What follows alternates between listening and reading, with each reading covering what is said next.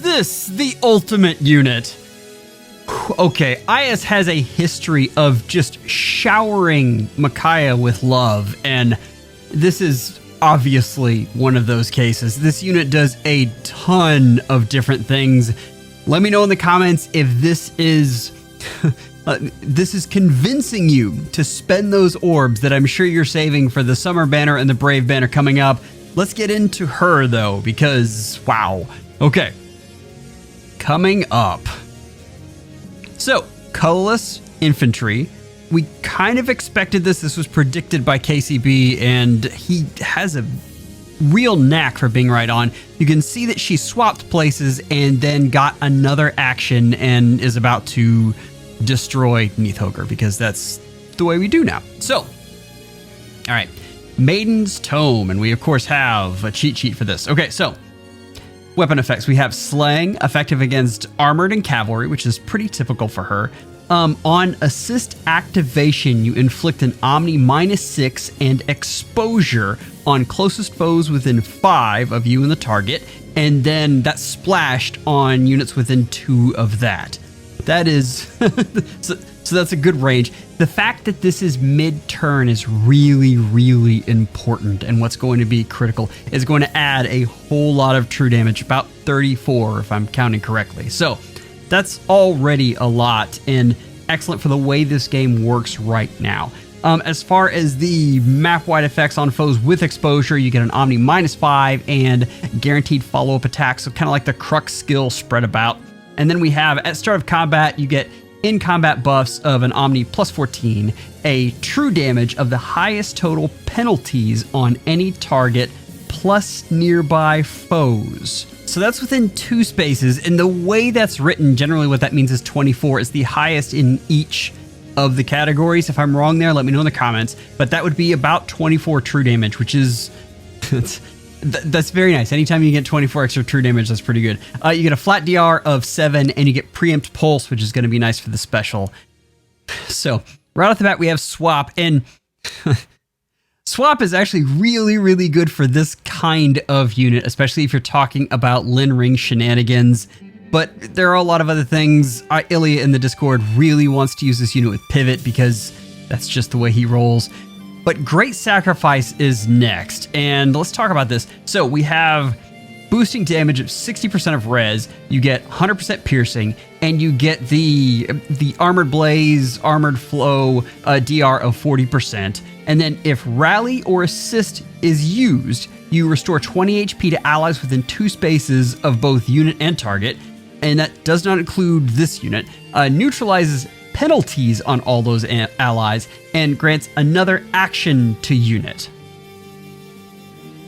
That's the thing you want to pay attention to right there. So the whole Lucina Chrom thing that has been theirs for so long is no longer just theirs.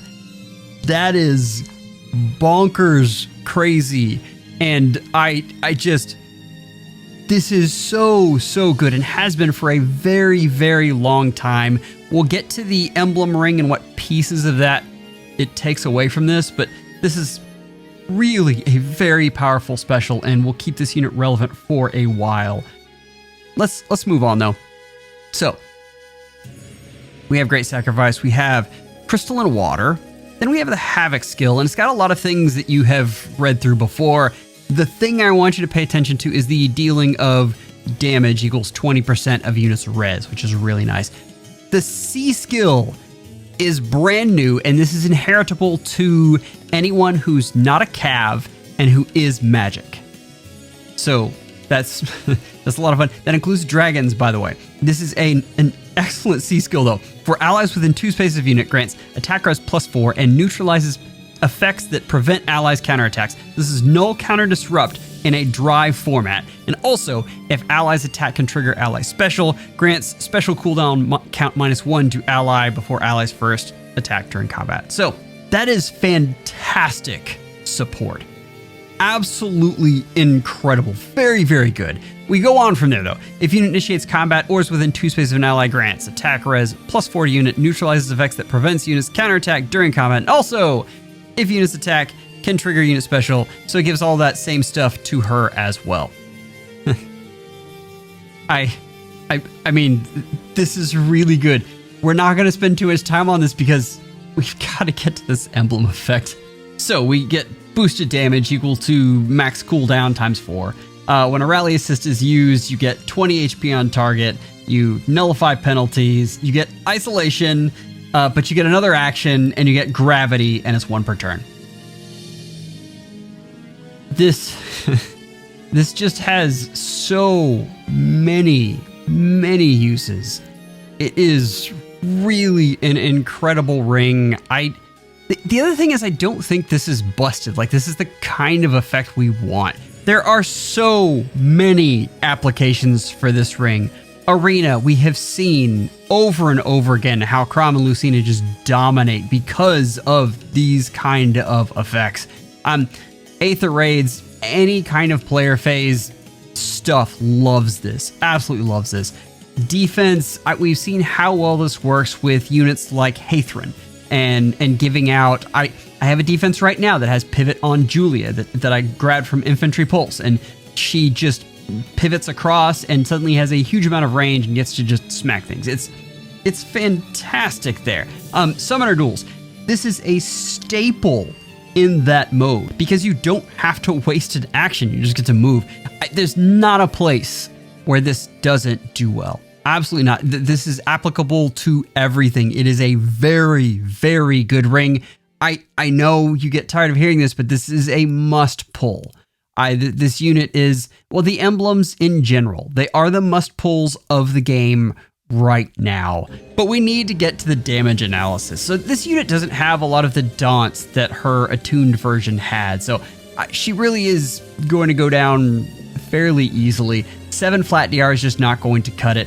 True damage, though, of 50. That includes exposure, but because she's applying it mid-turn, I thought that was applicable. 50 is very, very serviceable, though. It is excellent, especially for ranged nukes right now who are lagging behind their melee counterparts. They just don't do as much damage. 50 is excellent. And a boosted damage of 61. The fact that these are both green is what you're looking at. It is a sign of how hard this unit is going to hit. How is this unit going to do against BK? My gut feel there, and this is just a gut feel, but I have a feeling this unit is not going to be able to take out BK without help. But that is every unit in the game right now. You're going to want some sort of miracle on this unit, and so that she actually gets off 2 hits. I do believe if she gets off 2 hits that BK is going to go down, though, and that's, I mean, that's more than a lot of units right now. Before we go too much further, though, I need to give a quick plug to these amazing things that Sprinkles has drawn, and I just absolutely love this Chrom stuff. It is adorable. New this week is this towel, and I've got it down in the corner, and you need to see this thing. It is amazing, and it is absolutely beautiful.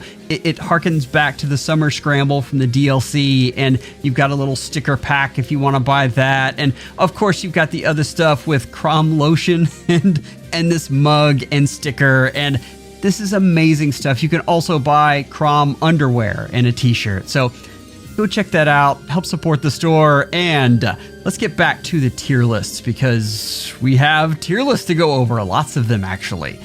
First up, emblem rings, and I think this is a good place to start. The question is this better than Erica?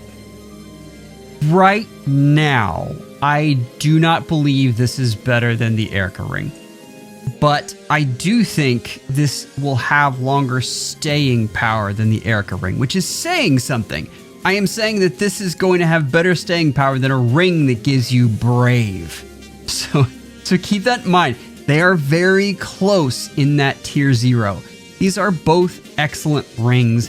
Down in tier 1, I do have... I felt a little conflicted over where to put the Lin ring. I do think it's in that tier 1 spot. The issue there being the level of mobility, and some of the best nukes in the game have pass right now. And Camilla, I'm looking at you. And so you have units that can get all the way across the map without using that ring. So that is not to say, I mean, tier 1 is very good, but that's the reason it's not in tier 0 right now. I think Sigurd is going to be in tier 1 for a long time. That ring does so much and is good in so many different places. But dropping down into tier 2, we do have Celica, and the big reason is all the anti-warp, which is just nuts how much anti-warp there is. It is absolutely bonkers. In tier 3 is Marth, and the thing is, slang is always going to be valuable in some form, and I don't think this is a bad ring at all, but it's just good. And in tier 4, all the way down there, we have Ike, and we've always known that the ring itself was not the most powerful thing. All of these are very good rings, so understand that. These are very good to have in your barracks because of how you can use them and how they can go on any unit. But Micaiah is really good, and if you debated with me long enough, I go back and forth on which one of those is the top. But let's look at the ranged nukes, and But I'm begging you. I've gone back and forth on this. I do think she is the best ranged nuke in the game just because of all the things that she's giving. We are no longer in a state where I can just say this unit is a good nuke and nothing else. They're too intertwined, and roll compression is too much of a part of this game. But all of these units in tier 0 are spectacular in their own right. Yunaka is still an excellent nuke with support, but you obviously need support right now.